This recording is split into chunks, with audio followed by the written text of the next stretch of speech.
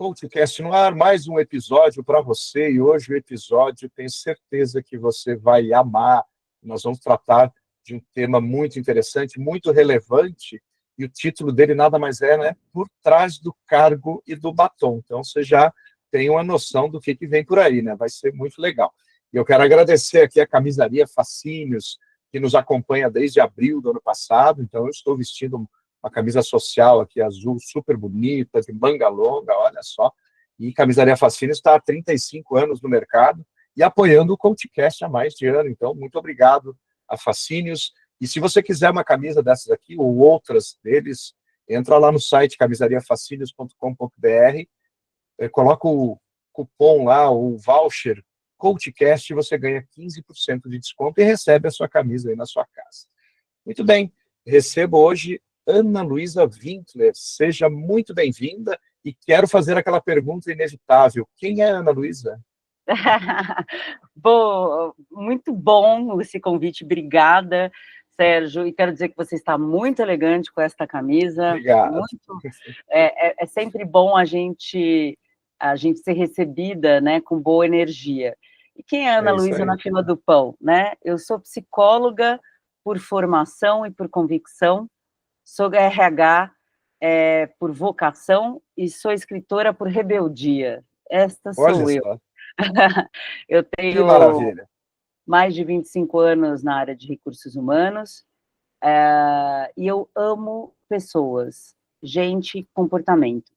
Então, ao longo da minha carreira, dentro de empresas grandes, multinacionais, lidando com todos os subsistemas de RH, eu fui aprendendo que pessoas, né, e negócios não são divergentes, são convergentes, né? Então, se a gente aprende a olhar o comportamento e não só a produtividade pela produtividade, a gente consegue negócios com resultados com propósito. Então, o meu trabalho hoje, depois de sair, né, do CLT, como dos meus sobrinhos, você não é mais CLT, né, tia? Eu falo, não, agora eu ajudo as pessoas que estão nessa jornada. Então, com mentorias, eu tenho a Prisma Consultoria, que tem, né, muito essa pegada de olhar para o ser humano, de como eu apoio as empresas e os profissionais nessa trajetória, neste mundo, né, que está cada vez mais diferente daquilo que a gente foi preparado para ter, né? E a gente tem que preparar o futuro. Então, como é que a gente prepara o futuro com os profissionais de hoje? Porque se a gente for o mesmo daqui a 30 anos, com certeza nós não vamos sobreviver a todas as mudanças, né? Então, eu sou esta na fila do pão, sou uma mulher, né, que nasceu e cresceu dentro de um ambiente com mulheres muito potentes, né, com mulheres trabalhadoras que foram, né, a sua luta, mas que vieram de origens muito tradicionais, né, casamentos, relações, vamos ficar em casa por um tempo e depois, uau, este mundo enorme que eu preciso desbravar com filhos, né, com toda esse recheio que a gente tem. Ao longo da minha vida, né, eu sou uma tia muito presente, uma Dinda e uma pessoa, né, que convive muito bem com todas as gerações, e convivo bem por quê? Porque eu sou provocada por todas elas. Então, quando eu sento com um jovem, com os meus sobrinhos de diferentes idades, eu falo, que mundo é esse que eu não conheço? Né? Que gíria é essa que eu não faço ideia? Né? E atualizar as minhas piadas dos anos 80, né, que o povo já não entende mais. Então, essa sou eu, Sérgio. Uau, sensacional, muito bom. E muitos anos aqui, né, no mundo corporativo, e depois você resolveu fazer uma transição. Que coragem foi essa? Conte pra gente. Na verdade, a coragem, ela vem comigo, né, ela é um pacote, né, eu acho que toda mulher, né, que tá no mundo, não que os homens não tenham a coragem, mas para eles já é embutido, já veio de fábrica, né, a gente tem que trabalhar com esse desenvolvimento. mas é olhar para outras perspectivas, né? Então, quando eu olho para a minha carreira dentro de RH, dentro das companhias, eu tenho uma visão, né? E aí, quando eu chego agora nos meus 48 anos, no meu setênio, né, de alma, eu olho e falo, puxa, como é que eu posso contribuir um pouco mais, né, de fora, com todo o conhecimento que eu adquiri, toda a experiência, mas provocar algumas mudanças que talvez dentro do sistema sejam mais difíceis, ou sejam mais não visíveis, né? E aí, como eu conecto esse RH com o futuro, olhando de uma outra perspectiva, mais provocativa, como eu falo de inteligência artificial, junto com emoções, junto com ISD, ecossistema. Então, fazer esta transição foi um movimento bastante pensado, alguns anos ensaiados, e acabou acontecendo, né? Então, eu falo, não é só uma transição de carreira, é assumir múltiplas carreiras. A gente vem falando muito sobre múltiplas carreiras, e a gente não entende o conceito. Mas quando a gente olha as múltiplas carreiras que a gente tem possibilidade, hoje eu sou escritora, sou colunista de jornal, sou RH, sou, né, psicóloga, eu atendo em consultório, então é uma possibilidade de eu olhar pessoas em diferentes perspectivas e apoiá-las neste processo. Então foi uma coragem muito construída e reforçada. Muito bom, muito bom. Eu quero só fazer uma retrospectiva aqui. Por que você escolheu psicologia como seu curso lá atrás? Eu costumo falar que a gente tem, né, olhando perspectivas de vida, de carreira, e olhando as pessoas em mentoria, eu falo, a gente tem um momento da vocação e da expectativa, né? Então, desde que a gente é pequeno, a gente ouve muita expectativa dos outros. E como eu era uma pessoa muito comunicativa, muito curiosa, as pessoas diziam assim, vai ser atriz, vai trabalhar em teatro, vai ser jornalista, você escreve tão bem, você gosta de pessoas. E eu falava, eu vou ser psicóloga. Porque quando eu era criança, né, eu era muito olhada como uma criança curiosa que faz muita pergunta. Então, isso é uma chatice, né? Então, os meus irmãos me chamavam de pitizenta, né, porque eu explodia, eu sentia tudo muito, eu sentia, né, era tudo transbordava. E naquela época a gente não tinha estudos sobre neurodivergências, sobre essas questões. E o primeiro lugar, eu lembro quando a minha mãe me levou para terapia, porque a médica disse que era uma situação difícil, que eu precisava de terapia. Então, naquela época, a terapia era para as pessoas difíceis. E no consultório foi o primeiro lugar que eu tive lugar de escuta, legítima, sem julgamento, onde as pessoas falavam sobre mim, mas naquele lugar não tinha julgamento. Então eu pude começar pela primeira vez a me escutar e a ser ouvida sem julgamento. E aí, quando eu tinha 9 anos, eu decidi que eu ia ser psicóloga. Então é esse propósito de oferta de lugares de escuta que eu posso ter sendo psicóloga em diversos lugares. Então, foi isto que me veio. E aí, o pessoal falava, vai ser atriz, vai ser jornalista. Hoje eu adoro estar na frente das câmeras, brinco que eu sou influencer no Instagram, e escrevo. Então, eu consegui olhar para a minha vocação e para as expectativas e dizer, eu vou ser o que eu quero ser. E em setembro teremos, então, o lançamento, setembro, outubro, teremos o lançamento do seu livro. Quero agora, também na gravação, fazer o convite para que você, tão logo lance, venha aqui no podcast para fazermos um especial do livro. Ah, Sérgio, eu vou aceitar, já aceitei. O Ótimo. livro, né, ele é um livro sobre mulheres, acordar, dar cor, né, e essa coisa do despertar, porque eu falo, a primeira ousadia que a gente tem na vida é ser a gente mesmo, é ser autêntico, né, e como que as mulheres dentro do mercado de trabalho passam por esse esmagamento da autenticidade muitas vezes.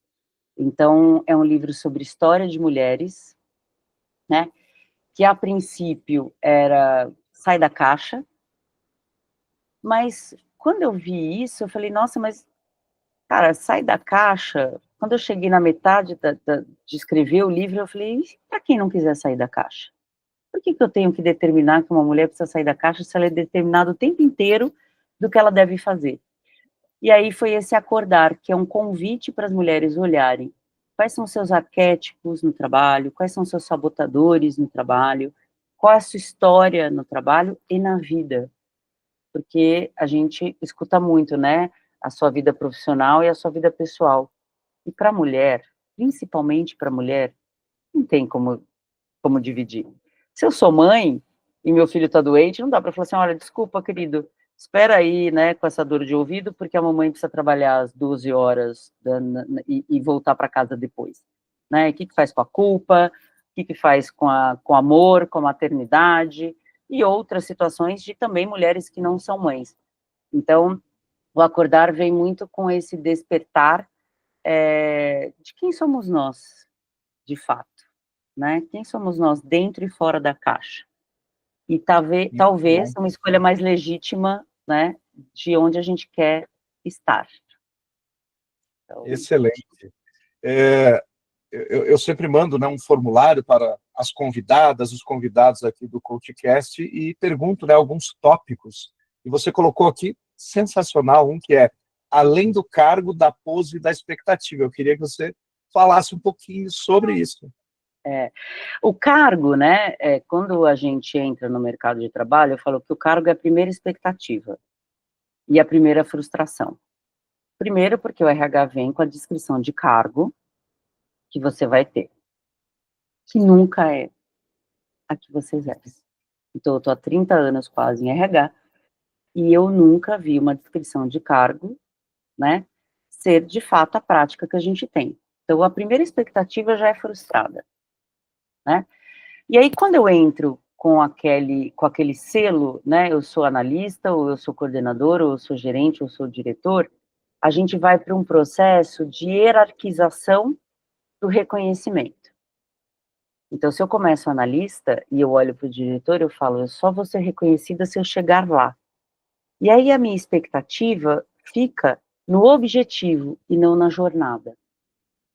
Então, por trás de um cargo da expectativa, tem a jornada, tem o aprendizado, tem a maturidade. Né? Então, é comum a gente ver as novas... Na minha geração, você ficava 20 anos na mesma empresa, você sabia que você tinha que crescer, então tinha até escrito lá, analista júnior inicial, depois de 2 anos pleno, depois de 4 anos sênior, depois de... Né? E hoje, com o mundo que a gente tem, a gente olha o jovem, ele entra, ele fala assim, quando eu vou ser gerente? Mas isso não é porque ele quer pular etapas, não é porque ele quer, é porque ele tem um senso de urgência diferente do que a gente aprendeu do cargo, da expectativa, né? Então, tudo tem seu tempo. Não tem, né? Atrás de tudo isso tem um ser humano que tem as suas urgências, que está vivendo num mundo diferente do que você vive, porque partiu de lugares diferentes dos seus. Então, quando a gente olha a carreira, a gente precisa olhar desta forma sistêmica.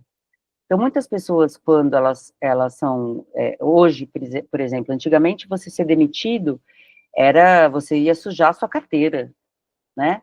Porque as empresas tinham uma estabilidade grande. Hoje, as empresas têm reestruturações, e as pessoas são desligadas, não por performance, muitas vezes, não porque elas não são corretas, mas porque o mercado determina. E aí, quando ela sai da empresa, ela não é mais um crachá. E ela não consegue mais se ver, né?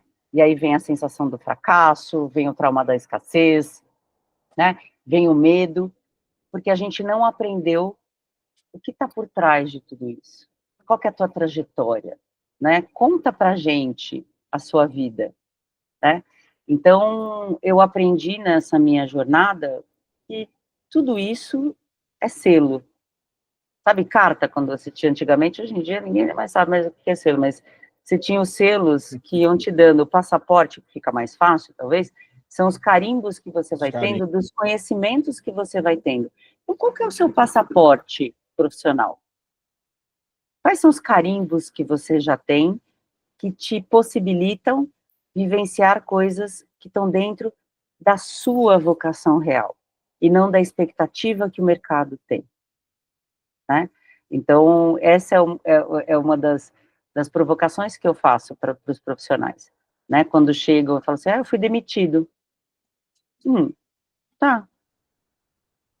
A partir daí, o quê, né?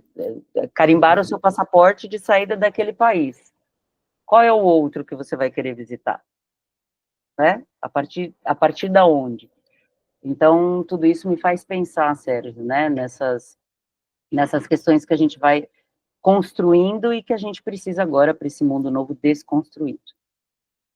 Que legal. Eu tenho uma pergunta agora que é bem complexa aqui, baseado nisso aqui, ela é complexa até para mim, escrevi ela aqui, ó, né? Por quê? O RH, né? E aí a gente vai fazer uma análise bem crua e nua. Ele quer ouvir e ele está preparado para ouvir em tempos de inteligência artificial? A minha questão é, a escuta, ela tem que ser legítima. E ela é independente da inteligência artificial. A inteligência artificial, ela vem para facilitar a escuta e dar outros recursos que a gente não tem. Então, eu acho que o RH, eu não vou falar de pessoas, do gerente, do diretor, do vice-presidente, não. Mas o RH, ele foi um departamento ou área, né, como a gente fala, que olhou para a inteligência artificial da maneira como a gente deveria olhar a inteligência artificial. Então, há 15 anos atrás, quando eu conheci o Porto Digital, há 10 anos, né, atrás, quando eu conheci o Porto Digital em Recife, quando eu estava em Recife morando, eu olhei e falei, meu Deus, inteligência artificial, que bacana, vamos usar em recrutamento e seleção, vamos usar nisso. E aí, quando você vai usando, você vai aprendendo, né, sobre a inteligência artificial. Mas a inteligência artificial, por exemplo, em recrutamento e seleção, a gente teve que lidar com os vieses inconscientes da inteligência artificial, porque ela é programada por seres humanos. Então, se eu não trabalho o meu letramento emocional em RH, se eu não trabalho a minha escutativa em RH, a inteligência artificial vai continuar reproduzindo os mesmos enganos e retrocedendo aos avanços que eu gostaria de ter. E como eu leio dados dentro da inteligência artificial? Porque se a gente, dentro de companhias, nós somos o retrato da sociedade, como é que eu não estou olhando para as estatísticas sociais e lendo sobre os programas que eu tenho dentro das organizações? Né? Se eu tenho um número de ansiedade e de depressão tão crescente dentro da sociedade, isso significa que talvez eu tenha falta de perspectivas grandes e esse número está dentro das empresas. E aí eu falo sobre burnout, né? Eu falo sobre saúde mental, mas eu não faço as correlações. E a inteligência artificial vem neste lugar. Como que eu leio dados? E aí, para a inteligência artificial com RH, se você for conversar com as startups, com as empresas, cadê os dados organizados? Eu não tenho dados organizados, né? Eu não tenho leituras, como eu tenho em compliance, como eu tenho no departamento de compras, como eu tenho em TI, eu não tenho essa organização em RH para poder usar a inteligência artificial da maneira correta. Que nem eu vejo muitos colegas falarem do ChatGPT, não, mas o ChatGPT está deixando as pessoas preguiçosas. Não, elas já sempre foram. Elas não fizeram, elas não gostam de fazer pergunta, elas não gostam de ser questionadoras, porque a gente ensina que perguntar muito no trabalho é gente chata. Aí ele chega para o ChatGPT e fala assim, como eu faço pesquisa de clima? Aí o ChatGPT traz. Como eu trago inovação para pesquisa de clima? Mas com base nisso, como é que isso conversa com os dados sociais? Onde as pessoas estão tão polarizadas dentro da internet, que é onde elas vivem, como é que elas vão se manifestar dentro da pesquisa de clima? Eu trabalho por polarização? As perguntas trazem sobre esse cenário todo? Não, a gente fica perguntando, o seu chefe é legal e te escuta? E olha, eu posso dizer que pesquisa de clima é confidencial. Eu, enquanto RH, nunca tive acesso ao nome do Sérgio lá, mas todo mundo acha que o RH sabe, e que as empresas sabem. E não é porque elas sabem porque você respondeu ou não a pesquisa. É porque há escuta de cafezinho, né? E aí, quando vem na pesquisa de satisfação, vem o quê? Eu vou responder o que esperam que eu responda, porque assim eu continuo na minha zona. E aí, Uhum. aí eu falo assim, as empresas têm a sua contribuição, mas esse cidadão que não colocou como ele quer ser tratado. Então, a gente está dentro de uma sociedade que esmaga que eu mostre a minha vulnerabilidade ou o que eu quero. E aí, como é que eu faço movimentos de mudança coletiva se individualmente eu só estou olhando para o meu processo, para a minha segurança, que é totalmente, né, irreal, né? Então, Uhum. quando a gente fala de inteligência artificial, é como eu uso a inteligência artificial. E aí, antes dela, vem todas aquelas pesquisas da ONU sobre quais são as competências do futuro. E se você for olhar, curiosidade, inteligência emocional, né? Isso está lá, Fala. letramente. Então, como é que a gente faz o deparo? A minha preocupação sempre com a RH é como você está fazendo a leitura do que está vindo para você? Uhum. Né? Como é que você está trazendo essa expectativa? Né? Como é que você está tratando em saúde emocional questões como fé, onde a gente olha todo o movimento de espiritualidade que está acontecendo no mundo, tanto para polarização extrema quanto para polarização né, de crença, de amor, enfim. Como é que você está olhando para isso nos seus webinars de saúde mental? Como é que você está tratando Uhum. isso com as pessoas? Como é que você está questionando, né? Então, é muito interessante, porque eu vejo minhas amigas que têm filhos, e aí os filhos chegam nos 14 anos e falam assim, é muito difícil ser mãe de adolescente. Aí eu falo, né? Eles pensam, porque você ensinou eles a pensar, e aí eles viram uma chatice. Porque você fala assim, você tem que entrar às 10, mas por que às 10? Por que não 10h15? Por que não 10h30? Não, porque é perigoso, mas é perigoso às 10, mas não é perigoso às 11? E às 9? É perigoso, né? Muito bom. E aí você criou seres pensantes, mas você não quer seres pensantes. Aí, essa liderança que tem filhos, ela está criando os filhos para serem pensantes, para não aceitarem qualquer coisa, mas são esses filhos que vão entrar no mercado de trabalho, né? E que vão questionar. E a gente está falando só de uma camada, tá, Sérgio? A gente está falando da camada que a gente vê de liderança e tudo mais. Se a gente for para todas as camadas que a gente tem nas empresas, são outros recortes, né? E a gente quer que, para o outro, o comportamento seja um, mas para a gente o comportamento seja outro. Então, o filho que eu estou criando é uma coisa, agora eu estou recebendo o filho criado pelo outro, aí tem problema, não é meu. É verdade. É, Ou seja, é mais ou menos aquilo, faço o que eu mando, mas não faço o que eu faço. exato. É o que eu ouvia da minha mãe, né? Faço o que eu digo, mas não faço o que eu faço. Né? Aí você fala, mas por que não, mãe? Por que não? Mas por que, mãe? Não, não. Até que ela falava assim, fica quieta. Pronto. Não vamos discutir mais isso. Né? E você ouve muito, muito isso dentro das organizações. Eu quero inovação. E aí eu vi muito esse movimento, né? Vamos fazer grupos de inovação, vamos fazer bootcamps, vamos fazer hackathons, vamos.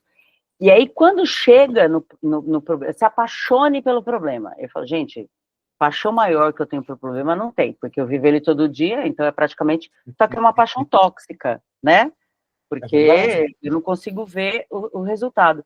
E aí, quando chega o problema e a gente chega com uma solução, o que a gente ouve muitas vezes enquanto profissional é, vamos tangibilizar, vamos começar com uma coisa mais concreta. Criatividade, gente, inovação, não tem o concreto, porque antes de Thomas Edison trazer a luz, teve todo um processo, e a luz, ela está acesa ou ela está apagada, não tem essa coisa de coisa mais tangível. Então, vou continuar a vela, porque tem luz do mesmo jeito.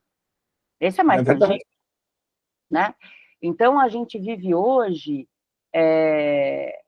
que eu falo que é mesmo o sistema familiar. Eu peço uma coisa, mas o que eu quero é lidar com o que eu já sei. Né? Eu quero um uhum. pensante lá fora, mas aqui dentro eu quero que ele siga as minhas regras. E aí as Aqui é pessoas... comando controle. E aí, gente, a gente tem muito mais líderes cronômetros do que líderes Uhum. bússola. Eu lembro que uma das primeiras grandes lições que eu tive em liderança, Sérgio, foi eu tenho uma mentora de carreira, que até hoje é uma mentora, uma querida, eu estava num programa no Brasil, de World Class Manufacturing, e eu fazia parte ali do sistema de gestão em várias fábricas. E aí teve um evento fora do Brasil, na Argentina, e as pessoas do Brasil foram para a Argentina. E aí ela me ligou, ela estava lá, ela já não estava mais no Brasil, já estava no Global, e ela falou assim, Ana, que interessante, todas as pessoas gostam muito de você, as pessoas falam tão bem de você, o quanto que você é bem-humorado, o quanto que você é acolhedor, o quanto que você é incentivador, o quanto que você é provocativo. E eu fui me achando, né, assim, falei, legal, né, essa mulher que eu acho que é o modelo, né, para mim, me elogiando, achando que era elogio. Ela falou assim, mas eu posso te fazer uma pergunta? Aí eu falei, pode. Aí ela disse, quando você vai parar de desenvolver fãs para desenvolver pessoas para serem melhores do que você? Porque quando elas chegarem na sua idade, se elas tiverem o seu conhecimento, elas não vão sustentar o RH do futuro. E aí eu mudei todo o meu processo de liderança. Porque é como eu faço pessoas para serem melhores do que eu. E para isso eu não posso controlar o conhecimento. Eu não posso pegar um PPT feito de um assunto por um especialista no assunto e dar a minha opinião sobre aquilo sem conhecimento técnico. Então, eu tenho doutores de aprendizagem em aprendizagem no meu time que transformam uma experiência de aprendizagem mais potente. Mas aí eu digo, não gostei dessa cor no PPT, não está legal.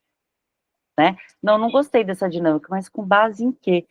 Então, a minha questão sempre foi questionar o porquê que as coisas estavam lá e não mudar as coisas. E não questionar por questionar. Porque e aí eu passei a ser uma pessoa muito menos comando e controle. Aliás, nada comando e controle. E os meus times, né, desde então, eles tinham espaço dentro do programa de desenvolvimento e da semana para novas experimentações. Então, você tem um horário na sua semana, 1 hora para uma experiência fora, uma vez por mês para uma feira, né, uma vez para o estudo, e a gente precisa ter espaços coletivos de questionamentos e de ideias para co-construir. E isso mudou todo o meu processo de gestão. Mas aí as Legal. organizações começaram a me ver, né, mas ela não sabe do que ela está falando, ela precisa da equipe para falar por ela. Óbvio que eu preciso da minha equipe para falar sobre mim, porque eu não sei tudo, e a minha equipe muitas vezes sabe muito mais do que eu. Mas as pessoas têm medo, porque aí não é você que vai apresentar o PPT tão sonhada, é a sua equipe que desenvolveu. E aí você tem medo de perder, meu Deus, mas sem mim a minha equipe não é nada. E para mim, assim, se eu sair amanhã, a minha equipe roda? Se sim, eu estou fazendo o meu trabalho. Se não, nada. Até para eu poder tomar as minhas decisões. Então, tudo isso, Sensacional. pensar. Adorei essa construção aí que você fez, muito legal mesmo. E aí eu queria provocar aqui, né, para a gente já estar chegando aqui nos minutinhos finais, mas saber de você, né, o que é um RH estratégico de verdade? É um RH que entende de pessoas, que entende de dados, e entende que o negócio é feito destes processos. Quando eu comecei em RH, em fábrica, a gente olhava o movimento da fábrica e sabia o absenteísmo da fábrica, pelo movimento. Hoje o RH Center recebe o relatório de absenteísmo, mas nunca andou pela fábrica. Então, quando eu chegava num lugar, e eu lembro muito bem, uma vez me apresentaram absenteísmo, eu falei, não, esse absenteísmo está baixo. Não, esse é o absenteísmo, esse absenteísmo está baixo. Por quê? Eu falei, porque tem gente andando na fábrica.